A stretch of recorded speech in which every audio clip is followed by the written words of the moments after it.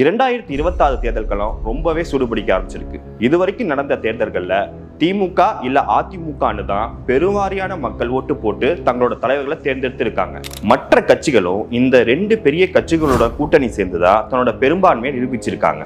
சில கட்சிகள் தனித்து போட்டியிட்டாலும் இதுவரைக்கும் தமிழக அரசியல் வரலாற்றுல பெரிய வெற்றியை பார்த்ததே இல்லை. இப்படி இருமுனை போட்டியா இருந்த தேர்தல் களம் நாம் தமிழர் கட்சியின் தலைமை ஒருங்கிணைப்பாளர் சீமான் அவர்கள் வருகைக்கு பிறகு இருமுனை போட்டியா இருந்தது கொஞ்சம் கொஞ்சமா மும்முனை போட்டியா மாறி இருக்கு. ஆனா இந்த 2026 சட்டமன்ற தேர்தல் நடிகரா இருந்து அரசியல் தலைவரா பரிணாமம் அடைஞ்சிருக்க தளபதி விஜய் அவர்களோட தமிழக வெற்றி கழகத்தின் வருகைக்கு அப்புறம் மும்முனை போட்டியா இருந்தது 4 முனை போட்டியா மாறி இருக்கு. பொதுவா நடிகர்கள் அரசியலுக்கு வருவது ரொம்ப சகஜமா இருந்தாலும் விஜயோட இந்த திடீர் என்ட்ரி தேர்தல் போக்கையே மாற்றிருக்கு. 2026 தேர்தலில் டிவிகே கூட்டணி அமைச்சுதான் தேர்தலை சந்திக்க போறாங்கன்னு எல்லாரும் எதிர்பார்த்த வேளையில இப்போ டிவிகே தனிச்சுதான் நிக்க போறாங்கிற தகவல்கள் கசிய ஆரம்பிச்சிருக்கு. நாம் தமிழர் கட்சி ஏற்கனவே எல்லா தொகுதியிலும் வேட்பாளர் அறிவிச்சிட்டாங்க. ஆனா இன்னும் திமுக, என்டிஏ கூட்டணி, தவைக்கா போன்ற முக்கிய கட்சிகள் வேட்பாளர்களை நிறுத்தாதனால தேர்தல் களம் இழுபறியாவே இருக்கு. எப்படியாவது 2026 தேர்தலில் வெற்றி பெற்று தமிழக முதல்வராயின்னு விஜய் அவர்கள் ரொம்ப முனைப்பா செயல்பட்டு வர்றாரு. அதனால ஒவ்வொரு தொகுதியிலையும் மக்கள் பணியாற்றி நல்ல செல்வாக்கா இருக்கக்கூடிய வேட்பாளர்களை தான் தேர்ந்தெடுக்கணும்னு தமிழக வெற்றி கழகம் ரொம்ப தீவிரமா ஆலோசனை நடத்தி வரதாகவும் தகவல்கள் வருது.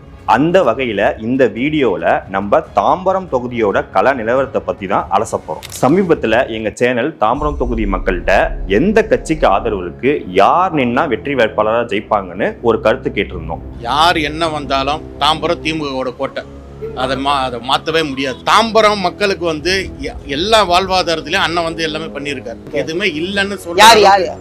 SR ராஜா. நாங்கன்னா இவர் கலைஞர் கட்சி தான் ஓட்டு போடுவோம். ஏன்னா அவர் இப்ப செஞ்சிட்டு இருக்காரு இல்லையா, அது திருப்பி செஞ்சுட்டு தான் வருவாரு. கட்சினா டிஎம்கே தான். டிஎம்கேக்கு செல்வாக்கு இருக்கு. தாம்பரம் தொகுதியில எந்த கட்சி ஜெயிக்கிறதுக்கான வாய்ப்புகள் இருக்குண்ணே? டிவிகேல யார் நிக்க போறான்னு தெரியுமாண்ணே? கில்லி சரத். விஜய் வரணும்னு ஆசை, விஜய் வரட்டும். மக்கள் சொன்னதை வச்சு பாக்குறப்ப திமுகவுக்கு எந்த அளவுக்கு ஆதரவு இருக்கோ அதே ஆதரவு தாவேக்கா கட்சிக்கும் இருக்கு. இதுல மக்கள் அதிகமா சொன்ன பேரு ஒன்னு திமுக கட்சியோட SR ராஜா, இன்னொன்னு தாவேக்காவோட கில்லி சரத். என்னதான் மக்கள் இப்படி கருத்துக்கள் சொன்னாலும் ஜாதி பார்த்து ஓட்டு போடுற பழக்கம் இன்னும் இருக்கதான் செய்யுது. அது மறுக்க முடியாத உண்மையும் கூட. இதனாலேயே பல கட்சிகள் சில குறிப்பிட்ட தொகுதிகளில் எந்த சாதி மக்கள் அதிகமா இருக்காங்களோ அதே சாதியை சேர்ந்த வேட்பாளரை நிறுத்துறாங்க. அது பலமுறை வெற்றி வியூகமாகவும் அமைஞ்சிருக்கு. அந்த வகையில தாம்பரம் தொகுதியில வன்னிய சமூக வேட்பாளர் நிக்க வைக்கிறதா திட்டமிட்டு வரதா சொல்லப்படுது. செங்கல்பட்டு மாவட்டத்தை பொறுத்தவரை வன்னியர், ஆதி திராவிடர் இந்த 2 பிரிவினர் தான் தேர்தல் வெற்றியை தீர்மானிக்கும் சக்தியா இருக்காங்கன்னு ஒரு கருத்து நிலவுது. இந்த நிலையில செங்கல்பட்டு மாவட்டத்துல செங்கல்பட்டு, தாம்பரம், பல்லாவரம் இந்த 3 சட்டமன்ற தொகுதிகளிலும் வன்னியரின மக்கள் தான் அதிகமா வாழ்ந்து வராங்கன்னு சொல்லப்படுது.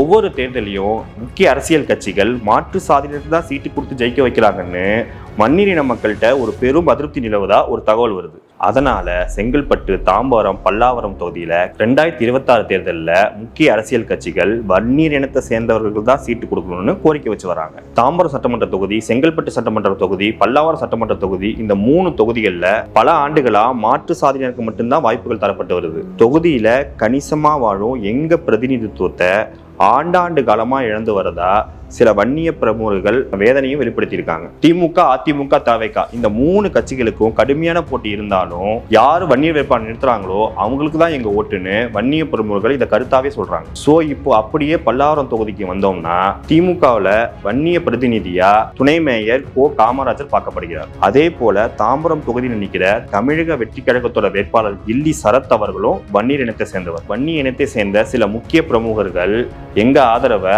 அவருக்கு அளிக்கிறோம்னு சொல்றாங்க. அதே போல திமுக செங்கல்பட்டு தொகுதியில MKT கார்த்திக் அவர்களுக்கு வாய்ப்பு அளிச்சா அவருக்கு அந்த ஆதரவு அளிக்கிறோம்னு சொல்றாங்க.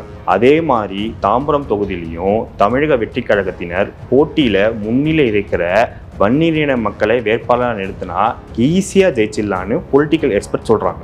ஸோ தமிழக வெற்றி கழகத்தின் வேட்பாளராக கில்லி சரத் அவர்களை நிற்க வச்சா அந்த தொகுதியில வாழும் வன்னியரின மக்களோட ஓட்டுகள் சிந்தாம சிதறாம அவருக்கே கிடைக்கும்னு சொல்றாங்க. இந்த முறை வன்னிய சமூக வேட்பாளருக்கு மட்டும்தான் எங்க ஓட்டுன்னு அந்த தொகுதியில பெருவாரியாக வாழும் வன்னிய மக்கள் முடிவெடுத்திருக்காங்கன்னு ஒரு கருத்து சொல்லப்படுது. இதனால தாம்பரம் தொகுதியில டிவிகேயை சேர்ந்த கில்லி சரத் அவர்களை வேட்பாளர் நிப்பாட்டினா கண்டிப்பா ஜெயிப்பார்னு அந்த தொகுதி மக்களும் பேசிக்கிறாங்க. தலைமை எந்த முடிவு எடுக்கிறாங்க, யாரை வேட்பாளர் நிப்பாட்டுறாங்கன்னு நம்மளுக்கு சீக்கிரமே நியூஸ் வரும். இப்படி ஒவ்வொரு தொகுதியிலையும் அரசியல் கட்சிகள் சில முக்கியமான வியூகங்களை வகுத்து வராங்க. அந்த வகையில இந்த 2026 தேர்தல் களம் இதுவரைக்கும் தமிழ்நாட்டு மக்கள் பார்த்திராத ஒரு தேர்தல் களமாக இருக்கும் என்பதுல எந்த சந்தேகமும் இல்லை.